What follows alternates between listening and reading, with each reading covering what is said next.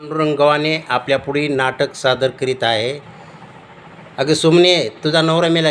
आता माय काय करू ग, माझा नवरा मेला की ग. भाड्याला म्हणले दारू पिऊ नको, पिऊन पिऊन मरून गेला की ग. त्याला मरायचं होतं तर मला दुसरा नवरा करून देऊन मराव की नाही ग. अगं कुत्रे अजून मेला नाही तर तोवरच घाया करायचं काय दुसऱ्यानं. आई लय चांगला होता की ग. आता मला कोणते बसून तसं जगिनार ग.